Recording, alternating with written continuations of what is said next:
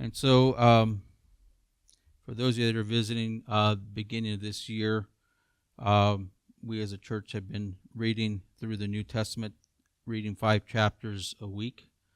And so this morning's passage is going to be out of John chapter 9, verses 1 through 11. John chapter 9, verses 1 through 11.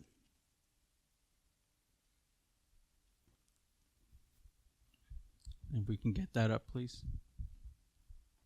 And the word says, "Now as Jesus passed by, he saw a man who was blind from birth.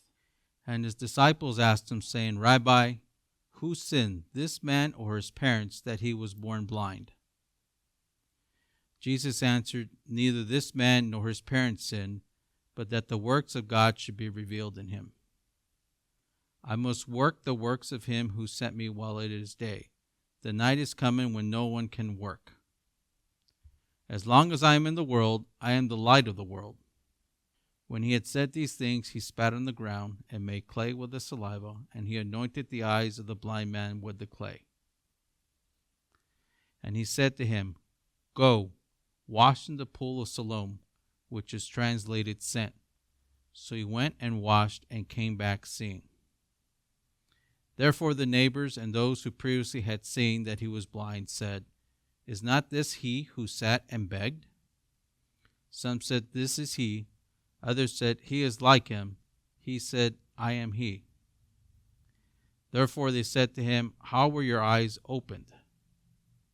He answered and said, 'A man called Jesus made clay and anointed my eyes and said to me, Go to the pool of Siloam and wash.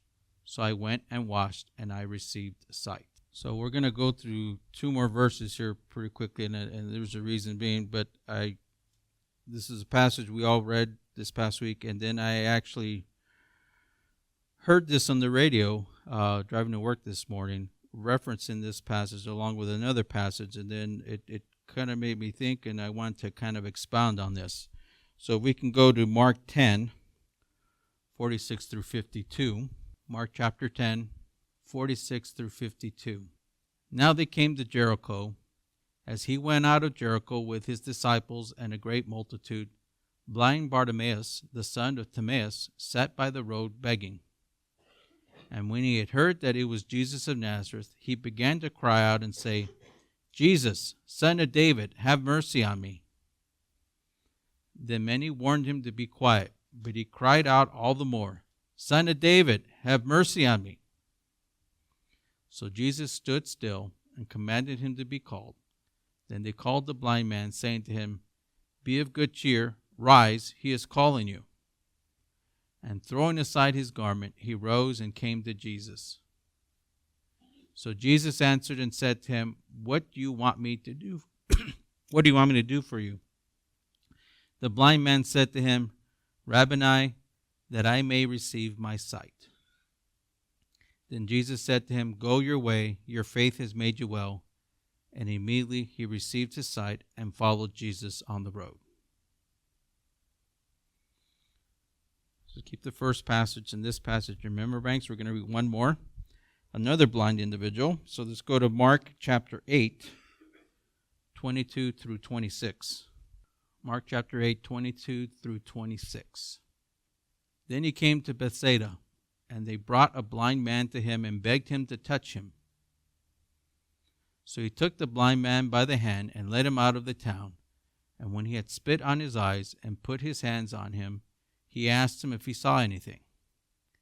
And he looked up and said, 'I see men like trees walking.' Then he put his hands on his eyes again and made him look up, and he was restored and saw everyone clearly. Then he sent them away to his house, saying, 'Neither go into the town nor tell anyone in the town.'" And so what I heard on the radio this past week, it was from Alistair Begg. He actually referenced the 2 passages that the first 2 passages that we read. First off, the blind man who was told to go, he spat on the ground, made mud, told him to go wash in the pool of Siloam, and he regained his sight. And then he references Bartimaeus, Um, and so Bartimaeus is just crying out, and God says it is done, and he is healed. And then we have this last instance here in Mark chapter 8, where he healed this blind man, where he references the people looking like trees. Now, this passage, Alistair Begg did not reference, but he did reference the first two. And it got me thinking what he was talking about with the first two. Thinking, did these two guys that were blind and received their sight, it would have been interesting if they kind of had a conversation with one another, talking about how Jesus healed them. And, the first one saying, telling the second one, Bartimaeus, hey, so did he spit in the ground and put mud in your eyes? He's like, well, no, he didn't do that. Well, did he tell you to go wash in the pool of Siloam? Well, he didn't tell me to do that either. So they were a little bit different, and so he's like, okay, was the second person kind of thinking, hey, well, I didn't get to do this. Why did Jesus tell him to do something differently? And the third one I find interesting, and the first few times I read it, it kind of like, wait a minute, what's going on here? But the third instance here in Mark chapter 8 that I shared with you all here, he spits in the man's eyes, but he still doesn't see completely clearly. He says that the people look like trees. And so he lays his hands on the man's eyes again, and he's able to see clearly. So initially when I read this, it's like, well, it's easy to think, was Jesus lacking power? Why was he not able to heal him on the first go-round? But there is a reason, possibly. And as I looked into this, and it doesn't state specifically, some people probably kind of give their commentary, maybe it was just the belief of this individual, and it was kind of a two-stage approach to see how his belief in Christ was. And he makes comment of seeing the people looking like trees.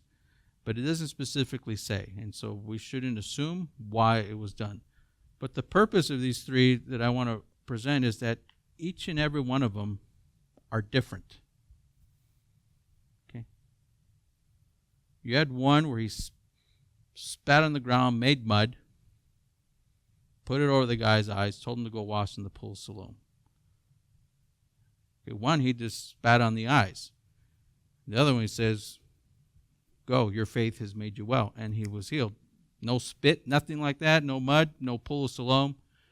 Each and every instance was different. The one in chapter 8, it was kind of like a two-stage approach. But they were very different. And one thing I really want to address this morning is we have to be careful not to be comparing ourselves to others and the work that God's doing in us, and not think, well, why did you spit and put mud in this guy's eyes and you didn't put it on mine? Why did you tell him to go wash in the pool of Siloam and I didn't get to do that? Or the one in chapter 8, why, God, did it take you 2 tries to make me well? God has something different for each and every one of us, and he's doing a work in us, and that's what we need to be focusing on, and not look at what God's doing in Tom or what God's doing in David, and like, why can't I get to do what David's doing, or why can't I get to do what Dolores is doing? God has something specific for each and every one of us, and we need to be focusing on that rather than looking over our shoulder and saying, wait a minute, I'm not able to do that. I haven't been doing that. And so I want to elaborate this a little bit more. So before I go to example, I want to, and this one's not going to be on the screen, Romans chapter 2, verse 11.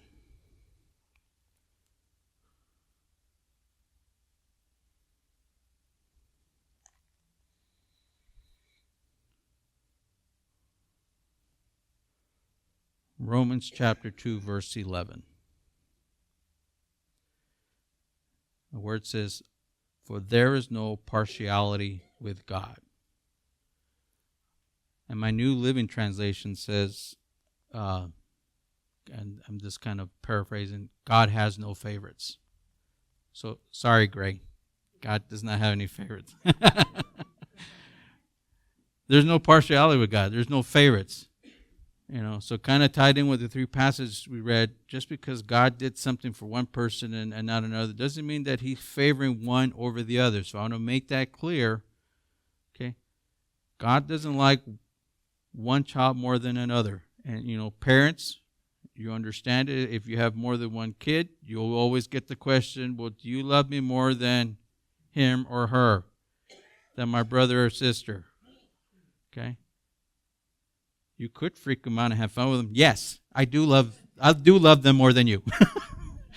But we always answer, we love both of you the same, or we love all of you the same.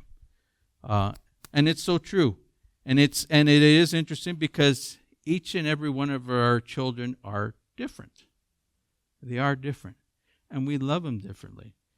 And there's certain things that they're gifted with, and there's certain ways that we are able to speak with them and nurture them, but they're different. And that's how it is with God and us. Our experiences with him are different, and he does different things for us. But those things are intimate between us and him, whatever it may be. Okay? You may not have the big fireworks, and all these bottle rockets and everything. You may just have a sparkler, but that's what God gave you, and that's fine. And take joy in that. So let's go to this next passage. This one will be up on the screen. John 21, verses 20 through 22. And I really love this passage. John 21, verses 20 through 22.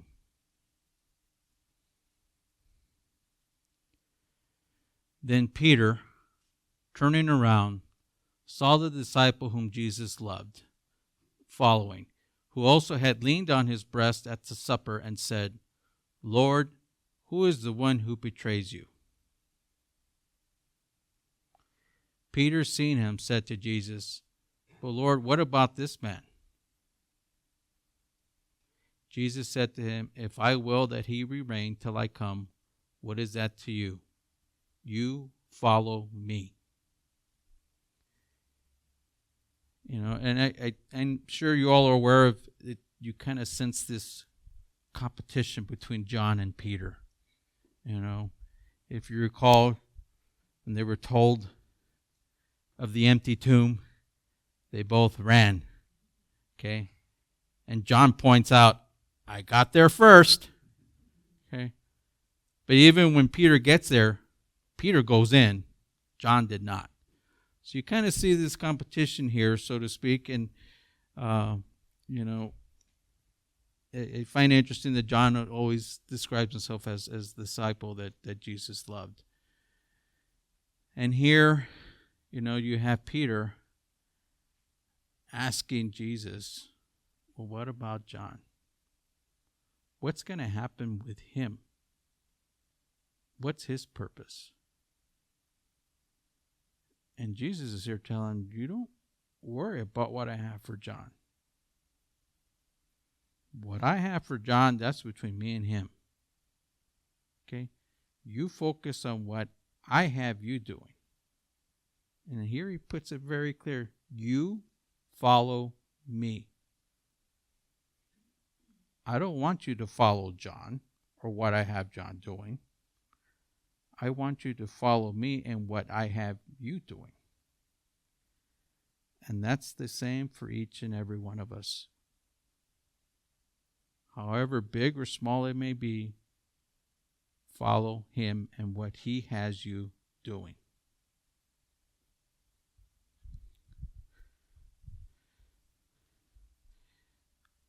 So I find it interesting. Last week I talked about it, and our verse of the year, it says all Scripture. And I kind of jokingly said, that God gave me a passage out of Numbers. Well, we have another passage out of Numbers this week. So Numbers chapter 16. Bear with me. This is a little bit long, and I'm going to break it up into two little pieces here. or I shouldn't say little, but let's go to Numbers chapter 16. And we're first going to read 1 through 7.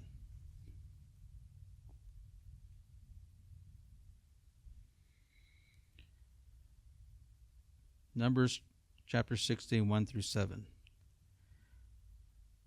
Now Korah, the son of Ishar, the son of Kohath, the son of Levi, with Dathan and Abiram, the sons of Eliab, and On, the son of Peleth, sons of Reuben, took men, and they rose up before Moses with some of the children of Israel, 250 leaders of the congregation, representatives of the congregation, men of renown.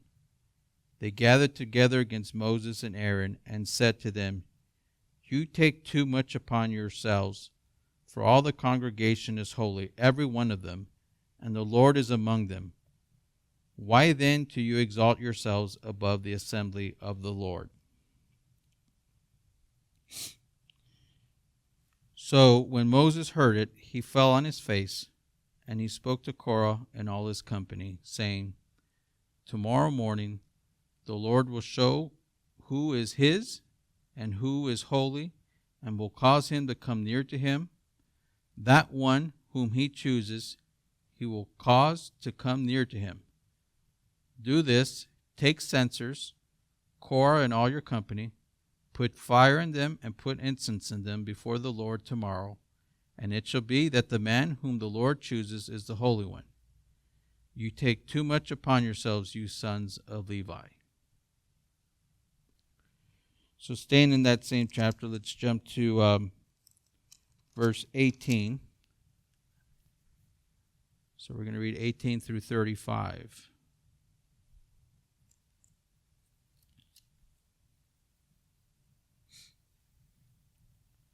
So every man took a censer, put fire in it, laid incense on it, and stood at the door of the tabernacle of meeting with Moses and Aaron. And Korah gathered all the congregation against them at the door of the tabernacle of meeting. Then the glory of the Lord appeared to all the congregation. And the Lord spoke to Moses and Aaron, saying, Separate yourselves from among this congregation, that I may consume them in a moment. Then they fell on their faces and said, O God, the God of the spirits of all flesh, shall one man sin, and you be angry with all the congregation? So the Lord spoke to Moses, saying, Speak to the congregation, saying, Get away from the tents of Korah, Dathan, and Abiram. Then Moses rose and went to Dathan and Abiram, and the elders of Israel followed him. And he spoke to the congregation, saying, Depart now from the tents of these wicked men. Touch nothing of theirs, lest you be consumed in all their sins. So they got away from around the tents of Korah, Dathan, and Abiram, and Dathan and Abiram came out and stood at the door of their tents with their wives, their sons, and their little children. And Moses said, By this you shall know that the Lord has sent me to do all these works, for I have not done them of my own will. If these men die naturally like all men, or if they are visited by the common fate of all men, then the Lord has not sent me. But if the Lord creates a new thing, and the earth opens its mouth and swallows them up with all that belongs to them, and they go down alive into the pit, then you will understand that these men have rejected the Lord. Now it came to pass, as he finished speaking all these words, that the ground split apart under them, and the earth opened its mouth and swallowed them up, with their households and all the men with Korah, with all their goods. So they and all those with them went down alive into the pit. The earth closed over them, and they perished from among the assembly. Then all Israel who were around them fled at their cry, for they said, Lest the earth swallow us up also. And a fire came out from the Lord and consumed the 250 men who were offering incense. Pretty outstanding passage. And all this started with these men thinking, well, hey, Moses, we're just as good as you. We're just as holy as you. Why don't we lead. And they were causing a big uproar, and they were even trying to get the other people to go against Moses, creating, I guess, so to speak, a riot and a defiance against Moses. And Moses' approach is spot on. He's like, okay, let's bring our censers. Okay, on this day we're going to bring it. And let's the Lord choose. Let him decide.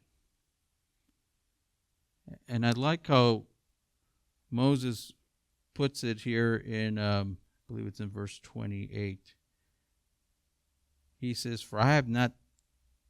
by this you shall know that the Lord has sent me to do all these works, for I have not done them of my own will. Okay. This was Moses saying, hey, I want to lead the people. I want to lead them out of Egypt. I want to lead them into the promised land. It was through the direction of God, and he was walking in obedience and submitting to God and his will. Okay? He didn't ask, God chose him. Okay? And God did a work in Moses. But these people that were trying to rebel, they thought maybe they could do a better job. Rather than thinking about, okay, I should just focus on what God has me doing. Okay? Maybe they got envious of Moses. And so they bring their censers here, and God's ready to wipe them out. And Moses and Aaron get down, and God, there's really only one man that has really sinned. Should many perish because of this one man? And he tells them, get away. Tell the people to get away from their tents. And it's amazing what Moses says is exactly what happened. That the ground opened up and swallowed them and their families. And this was through God. Okay? God made it happen. It wasn't Moses. Okay? God was definitely offended because he is a God of order. And he had Moses there for a reason. He had Aaron there for a reason. He has each and every one of us there for a reason. Okay? The things that he has us doing, we need to be focusing on that. He has a work for each and every one of us. And then as I mentioned before, it's an intimate relationship that he has with each and every one of us. I mean, I can tell you, there's probably things that work that God is doing through you all that I'm not aware of. Okay? But he is, and it's special between you and him. Okay? And cherish that. God's using me to do this. Okay? And can continue in that until God brings you more, or he tells you to do something different. But just continue to walk in obedience to him. Okay? Don't think that what you're doing is insignificant or not enough. Just focus on what he is, what he has there at your plate. Don't look over your shoulder like Peter was with John, or like these men were with Moses. God loves each and every one of us dearly, and we are all part of the work in his kingdom, and let's focus on that.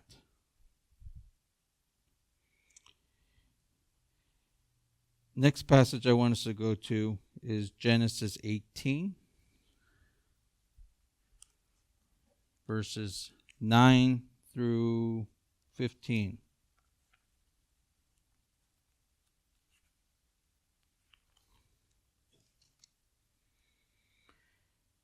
Genesis 18, 9 through 15.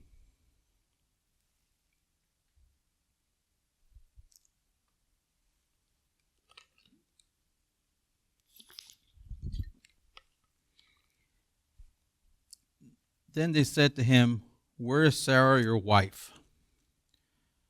So he said, "Here in the tent."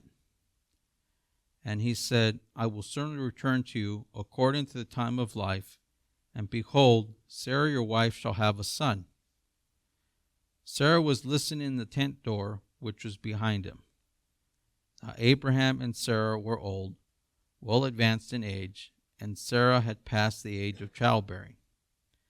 Therefore Sarah laughed within herself, saying, "After I have grown old, shall I have pleasure, my Lord being old also?" And the Lord said to Abraham, "Why did Sarah laugh, saying, Shall I surely bear a child since I am old? Is anything too hard for the Lord? At the appointed time I will return to you according to the time of life, and Sarah shall have a son." But Sarah denied it, saying, "I did not laugh," for she was afraid. And he said, "No, but you did laugh." Okay. So keep this in your memory banks. We're going to come back to this one here very shortly. Let's go to Luke chapter 1, 13 through 20.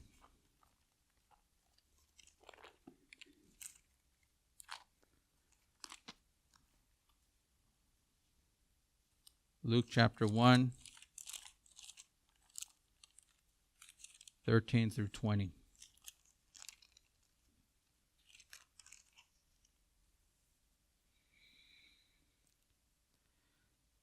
And the word says, "But the angel said to him, Do not be afraid, Zacharias, for your prayer is heard, and your wife Elizabeth will bear you a son, and you shall call his name John. And you will have joy and gladness, and many will rejoice at his birth. For he will be great in the sight of the Lord, and he shall drink neither wine nor strong drink. He will also be filled with the Holy Spirit, even from his mother's womb. And he will turn many of the children of Israel to the Lord their God. He will also go before him in the spirit and power of Elijah, to turn the hearts of the fathers to the children, and the disobedient to the wisdom of the just, to make ready a people prepared for the Lord." And Zacharias said to the angel, "How shall I know this? For I am an old man, and my wife is well advanced in years." And the angel answered and said to him, "I am Gabriel, who stands in the presence of God, and was sent to speak to you and bring you these glad tidings. But behold, you will be mute and not able to speak until the day these things take place, because you did not believe my words, which will be fulfilled in their own time." And I shared this in Sunday class a while back. Compare this passage to the one we read in Genesis with Sarah.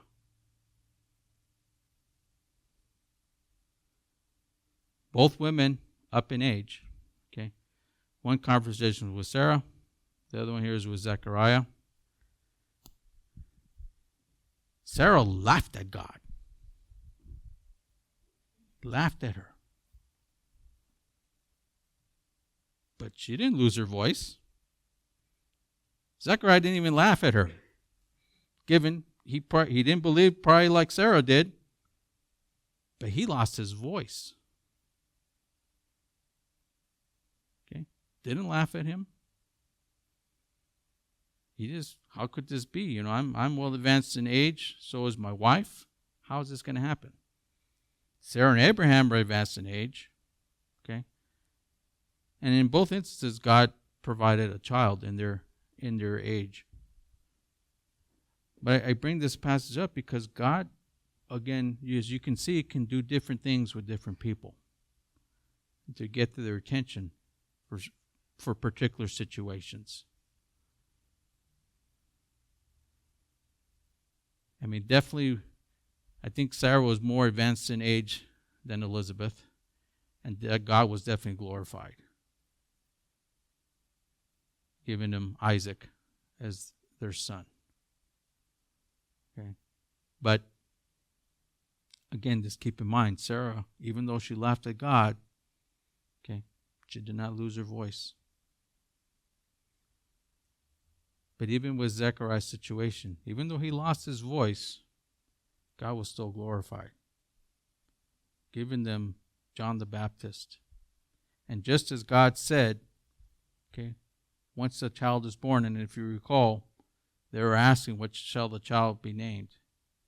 Okay, and he wrote on a board, John, and some of them kind of questioned because it wasn't part of his lineage and so forth. There was a certain particular name that he had to go with, and he went away from that because he was being obedient to God.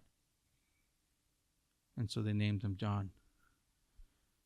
But even though these two situations are a little bit different, okay, both of them had their doubt, but God worked in it in different ways. And that's the same with us. Okay? God's going to do amazing things for us no matter what the circumstances, and they may be a little bit different. And there's, I think I even commented previously in another sermon, there's no equation with God. Okay? He is God, and he's going to do things differently. Going back to the blind men, all three of those were different. He was still glorified, and it was still special to each and every one of those men that could not see, but now could see. Now, we didn't go into it, but the first one with the pool of Siloam, that one kind of was drawn out a little bit more. I mean, the Pharisees were questioning him left and right, and they even brought in his parents, and it was a lengthy, drawn out, I guess, so to speak, trial for this individual. But again, even though the situations are different, God had something special for each and every one of these men. Okay, did something special with Sarah and Abraham, something special with Elizabeth and Zechariah, and something special for each and every one of us, whatever it may be. God has a work for us, and we need to be mindful of what that work is and do it. And I still remember when Randy was here, if the Lord calls you to scrub toilets, then scrub toilets joyfully.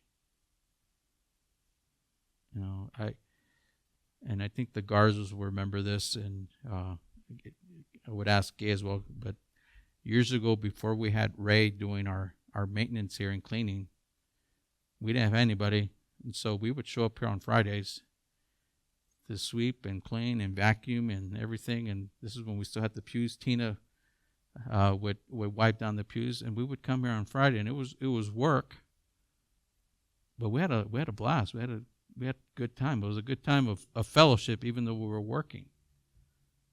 But that was something that God laid on our hearts, and we did it with joy. Okay, and we shared some good times during that. I still remember Jacob and Lucas wrestling while our boys were watching videos and everything. But it was a blast. But that was something that God called us to do, and we were in the moment. We didn't complain about it. We just came and we did it, and we had a blast. And that was the season. And things change, and things may change for us. Okay, and we have to be flexible with that. And if God has us doing something, and He calls us to do something different, we need to be ready for that. If you recall with Peter, when he has his vision, with the creatures that are unclean, and God tells him to eat. And he's like, no, I can't eat. These are unclean. And he tells him, what I call clean, do not call unclean. You eat. And he was referencing getting him ready to go and share the gospel message with the Gentiles. So even though God has you in a work that's special and intimate to you, be ready if He adds something more to your plate, or He takes that away and has you doing something new. And that's okay, because He's God and He can do that. Okay? We need to submit to Him. So let's go to Jeremiah 29:13. This one will be up on the screen. Jeremiah 29:13. And you will seek me and find me when you search for me with all your heart. And I put this up because some of you may be thinking, well, I don't think God has me doing anything right now. You know. And I think this verse is a good guide. We need to search him and seek him. We need to be in prayer. God, what do you want me to do? You know, our prayer time on Saturday, we've been mentioning that. You know, it's very easy for us to kind of get caught up with, well, I think this is a good idea. Let's just go ahead and do it with this ministry. And that can be very dangerous because then you have the possibility of excluding God out of that work because you're just relying on yourself rather than seeking him. And we've been praying on Saturdays, God, what do you want? Okay. Is there something different you want to do with our prayer times throughout the week? Is there something different you want to do with Trail Life or Heritage Girls? Show us. I mean, he's the one that brought those ministries here. Okay? And praise God for the individuals that are leading these ministries and all the other ones. I don't want to neglect all the other ones, but God brought those ministries to us. But we need to seek him to see what he wants to do. You know, going back to Moses, he didn't go tell God, I want to lead these people out. No, God sought him out, told him exactly what to do, and he did it. Yes, initially he didn't want to go, okay? Sent him with his brother Aaron, but God still did a work in Moses, okay? And an amazing work in him, doing what God told him to do. And so we need to be seeking him. Search him with all our heart. What do you want? So even with ourselves, if you feel like you're not doing something right now, seek him. See what he shows you, where he wants you. If you are doing something, okay, God, is there something you want me to do differently? Whether it be that ministry that you're involved in or work that you're involved in, okay? Or maybe continuing that work and also taking something else on. But we need to search him with all our heart, and he will reveal it to us. He will show us how he wants to use us for his work. Okay. Again, walk in obedience, see what he wants us to do.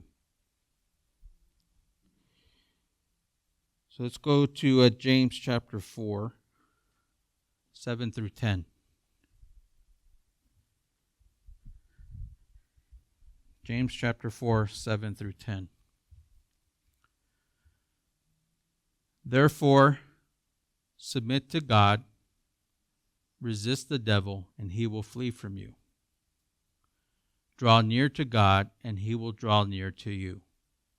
Cleanse your hands, you sinners, and purify your hearts, you double-minded. Lament and mourn and weep. Let your laughter be turned to mourning and your joy to gloom.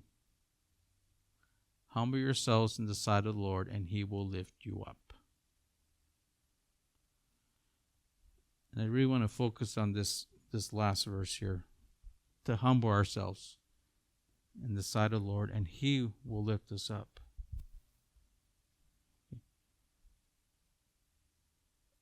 And humbleness is very key, especially if we're working for the Lord, because we can get caught up, or we can get cocky and start thinking, well, look at what I'm doing in God's kingdom. Look at what I did. You know, I'll be honest with you, it does bother me when I hear other believers say this, well, I brought 10 people to Christ. I led 20 people to the Lord. And that word I would not be saying that. God allowed me, God used me to bring these people to Christ. Okay? We give him the glory. We give him the honor. And so we need to remain humble. So even as you have that intimacy with him in the work that he has you doing, don't start getting cocky and think, oh, look at what I did. Okay?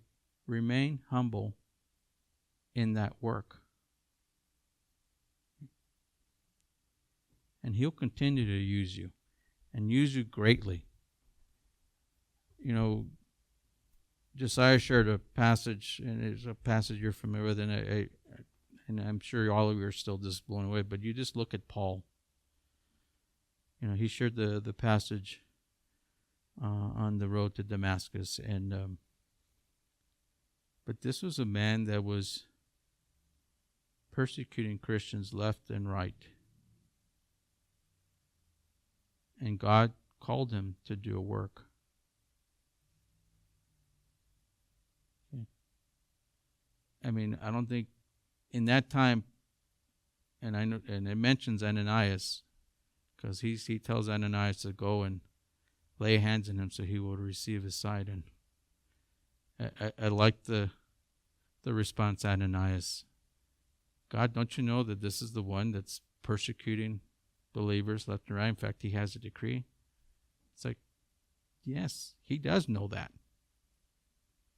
And he still went and laid hands on him. But who would have thought that he would have chosen somebody like Paul? You know, somebody who was, you know, later on, Paul describes himself as the greatest sinner out there. But here was a man that was persecuting Christians left and right. Very knowledgeable of the law. Very well versed in the law. But his heart wasn't right. But this encounter to the road to Damascus, God got a hold of him, shook things up. And God used him. Okay? It wasn't always pleasant. You know, Paul talks about his hardships. But God used him in every facet for his glory, for God's honor and his glory. Now, I'm not saying that we should all go out and be like Paul and be shipwrecked and be without food. I mean, if that's what God calls for you, go at it. But we need to just, again, don't look at it as different levels of how God's working in our lives. Okay? I just want to summarize, whatever God has you doing, do it with joy. Don't get ahead of yourself and get cocky. Always give him the glory and the honor. Okay? He makes those opportunities and those moments possible. And it should be genuine, that relationship you have and that work that you're doing for him. It should be special. There's nothing too small. Okay? Each and every part of it is important to God for the work that we do in his kingdom.